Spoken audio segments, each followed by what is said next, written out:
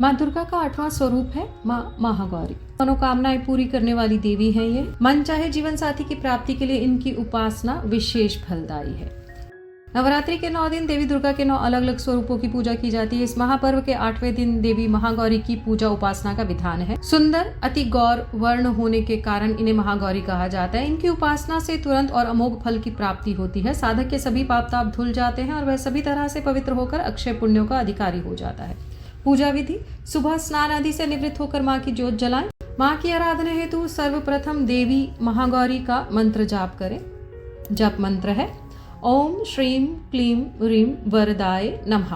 दूसरा मंत्र है या देवी सर्वभूतेषु माँ गौरी रूपेण संस्थिता नमस्तस्यै नमस्तस्यै नमस्तस्यै नमो नमः।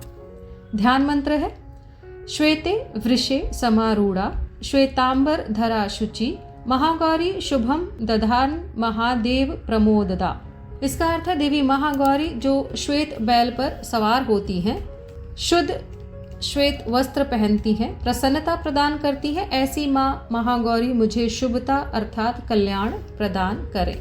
इस दिन माँ को भोग में पूरी, हलवा, काले चने, रायता, खीर, मिठाई आदि अर्पित करें। इस दिन कन्या पूजन का भी बहुत महत्व है। कन्या पूजन के लिए 7, 9 या अधिक कन्याओं को अपने घर में आमंत्रित करें। उन कन्याओं के पैर स्वच्छ जल से पखार कर यानी धोकर उन्हें माँ के दरबार यानी माँ के आसन के सामने आदर से बिठाएं।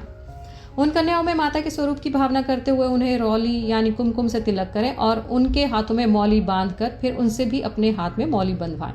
अब उन कन्याओं को माँ को अर्पित भोग प्रसाद वितरित करें। साधक चाहे तो उन्हें अपनी श्रद्धा अनुसार उपहार आदि भी दे सकते हैं। इसके बाद उन कन्याओं के पैर छूकर उनसे आशीर्वाद लें और फिर उन्हें उनके घर भेज दें। सौभाग्य प्राप्ति और सुहाग की मंगल कामना के लिए इस दिन माता जी को और कन्याओं को लाल चुनरी भेंट करने का विशेष महत्व है।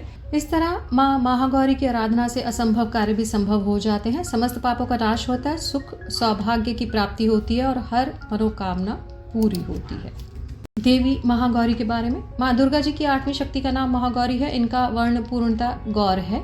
इस गौरता की उपमा शंख, चंद्र और कुंद के फूल से की गई है। इनकी आयु 8 वर्ष की मानी गई है। 8 वर्षा भवेद गौरी। इनके समस्त वस्त्र और आभूषण आदि भी श्वेत हैं। इनकी 4 भुजाएं हैं। इनका वाहन वृषभ है। इनके ऊपर के दाहिने हाथ में अभय मुद्रा और नीचे वाले दाहिने हाथ में त्रिशूल है। ऊपर वाले बाएं हाथ में डमरू और नीचे के बाएं हाथ में वर मुद्रा है। इनकी मुद्रा अत्यंत शांत है। अपने पार्वती रूप में इन्होंने भगवान शिव को पति रूप में प्राप्त करने के लिए बड़ी कठोर तपस्या की थी। इनकी प्रतिज्ञा थी कि व्रियेहम वरदम शंभुम नान्यम देवम महेश्वरात। इसका वर्णन नारद पांचरात में है। गोस्वामी तुलसीदास जी के अनुसार भी इन्होंने भगवान शिव के वरण के लिए कठोर संकल्प लिया था। जन्म कोटि लगी रगर हमारी बरऊं शंभु न तरहूं कुआरी। इस कठोर तपस्या के कारण इनका शरीर एकदम काला पड़ गया था। इनकी तपस्या से प्रसन्न और संतुष्ट होकर जब भगवान शिव ने इनके शरीर को गंगा जी के पवित्र जल से मलकर धोया तब वह विद्युत प्रभा के समान अत्यंत कांतिमान यानी गौर हो उठा। तभी से इनका नाम महागौरी पड़ा। दुर्गा पूजा के 8वें दिन महागौरी की उपासना का विधान है। इनकी शक्ति अमोघ और सद्य फलदायिनी है यानी जल्दी फल देती है। इनकी उपासना से भक्तों के सभी कल्मश धुल जाते हैं। के पूर्व संचित पाप भी विनष्ट हो जाते हैं। भविष्य में पाप, संताप, दैन्य दुख उसके पास कभी नहीं आते। वह सभी प्रकार से पवित्र और अक्षय पुण्यों का अधिकारी हो जाता है। माँ महागौरी का ध्यान, स्मरण, पूजा, आराधन भक्तों के लिए सर्वाधिक कल्याणकारी है।